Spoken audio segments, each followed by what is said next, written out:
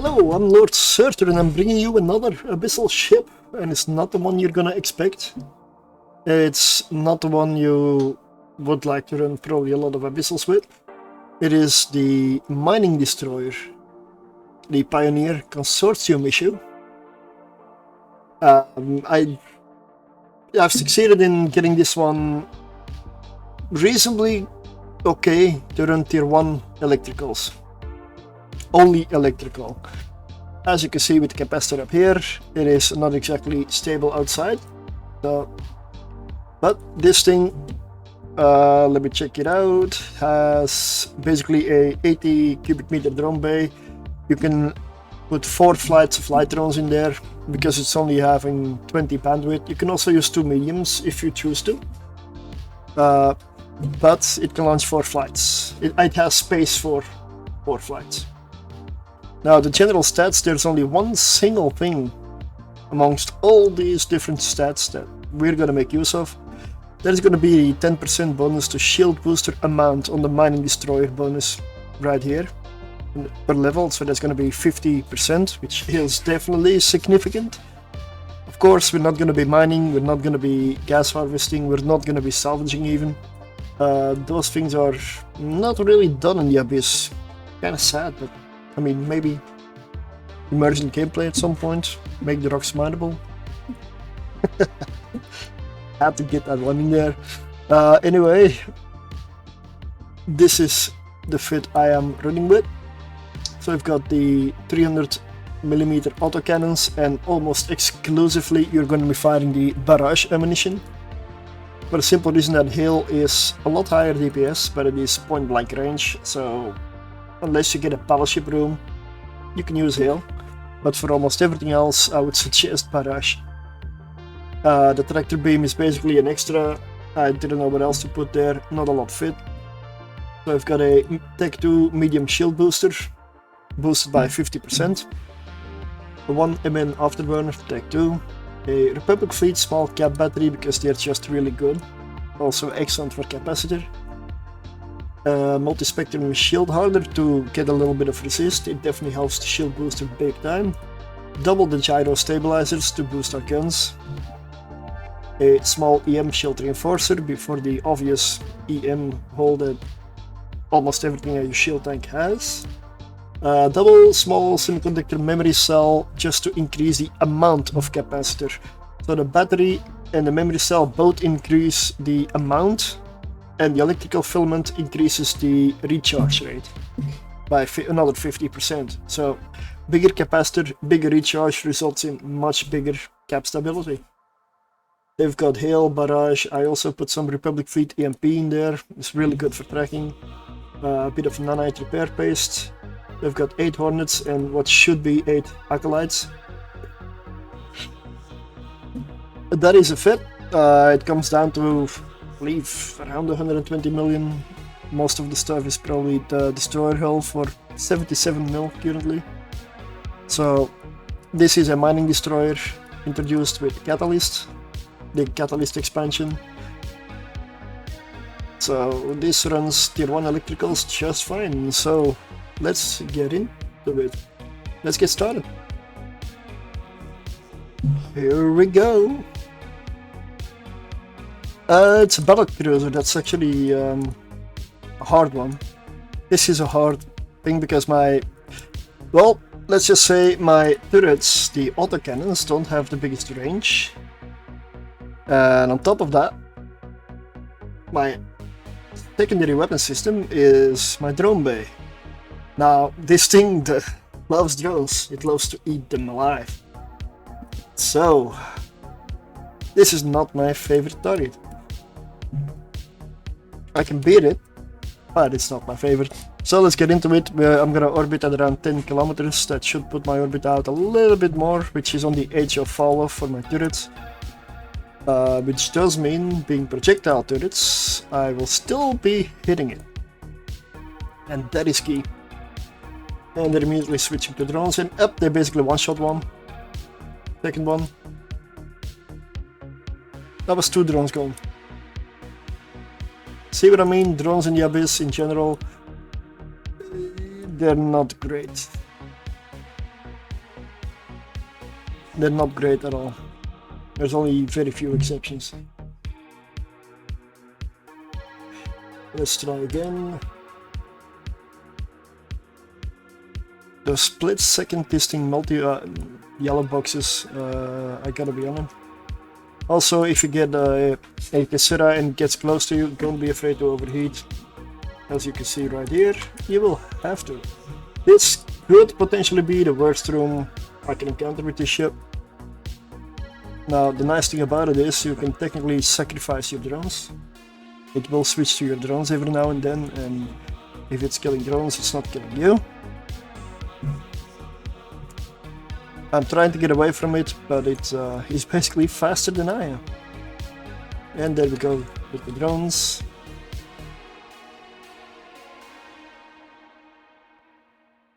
Slowly chewing through it. Yeah, this is not ideal. This Pioneer Consortium issue is very much a mining destroyer. It is not actually the best at running abyssals. It can do it though.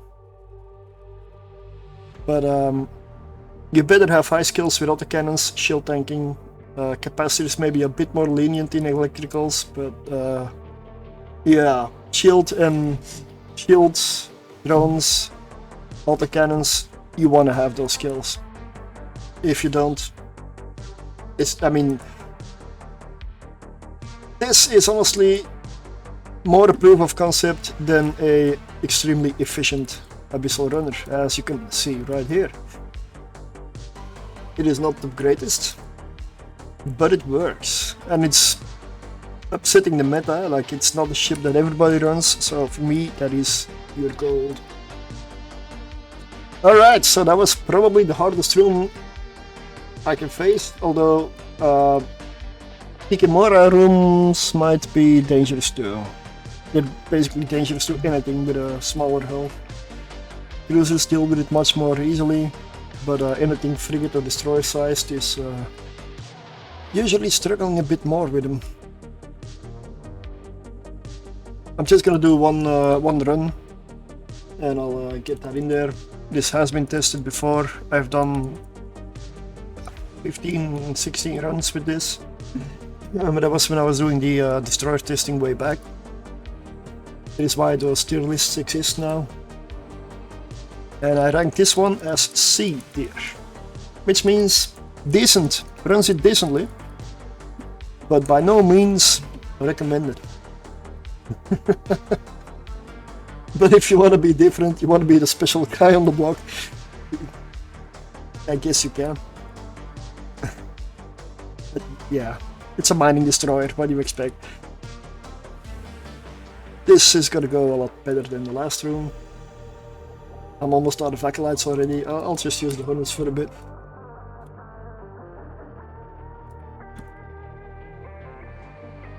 Yeah, light drones in the Abyss, if they're not Guristas, they basically just fire and forget, or throw out the airlock and never see them again.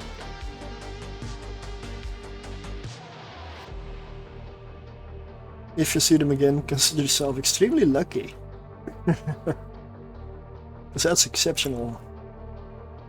But the drones are not the major DPS, it's very much the autocannons. And I'm always firing barrage basically.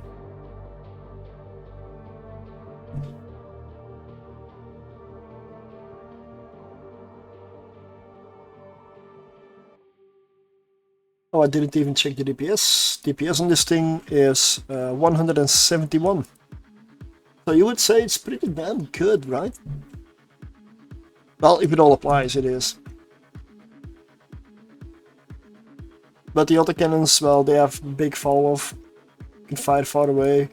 But beyond fall-off, you do less than 50% of your DPS. So don't expect miracles if you're firing at apparently 29 kilometers.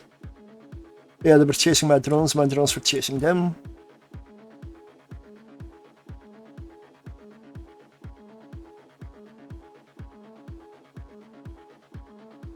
And since I am a professional, I include nanite in my fit, and I was gonna say I forgot to bring it, but I see right here nanite. As I said, professional.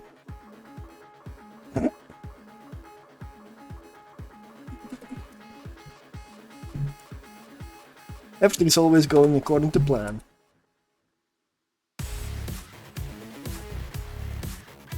That's what I tell myself in the morning.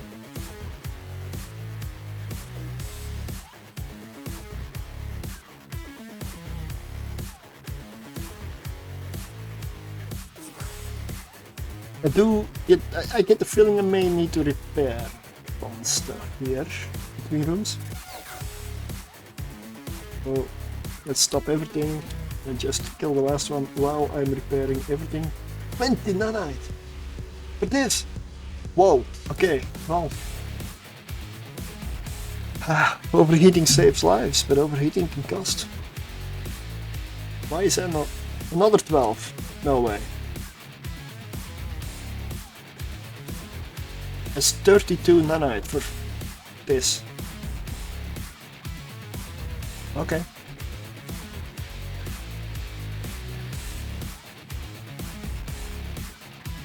I could edit this out of the video, but it's part of the game plan. Of course, I cannot repair my armor. But I can bring out a lot of these mining ship videos, like even the Venture. Dust Tier 0. Just it's basically a meme, it's basically hard mode. It barely does Tier 0. Alright, we're ready, let's go, let's jump. We got the reload, we'll do it in the next room.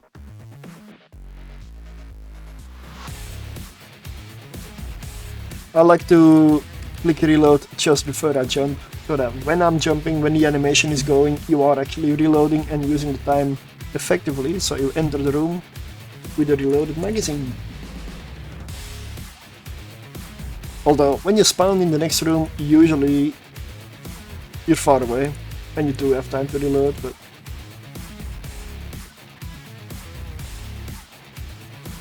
I like to be prepared.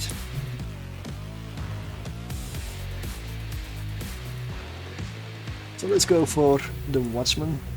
They're both just generic damage dealers, so it really doesn't matter that much.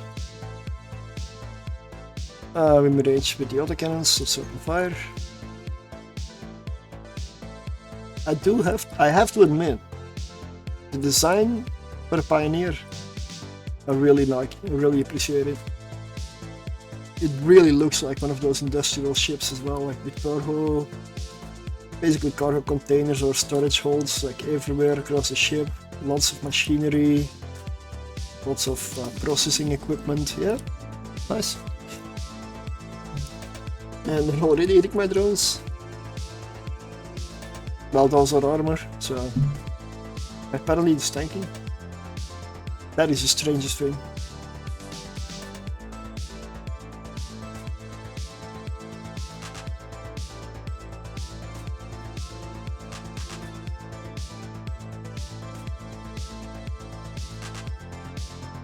As with any of these ships, I only go for the biocache in the low tiers.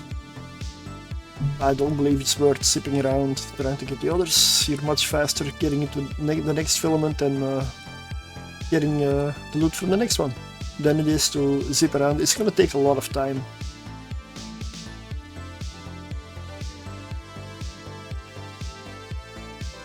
Now we go for the Lancer. One drone is taking a bit of a beating. I'll send another drone over to pop the loot in the distance. The nice thing about an electrical filament is minus 50% capacitor recharge bonus. So yes, you have a minus 30% EM resistance penalty, which probably means that my EM resist is surprisingly still 40%. And that's entirely due to the multi-spectrum and the EM shield reinforcer.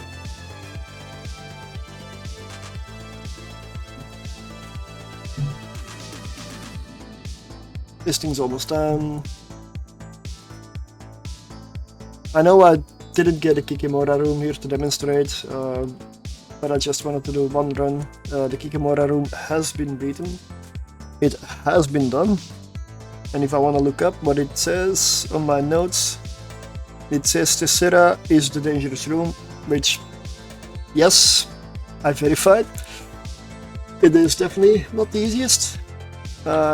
Sancha can potentially be dangerous, although you have more DPS than a lot of other ships. Kikimoras are dangerous to everything. You should be able to beat them through DPS, but they're basically dangerous to everything. All ship rooms are not a problem at all. You just go in real close. You fire your drones at them. You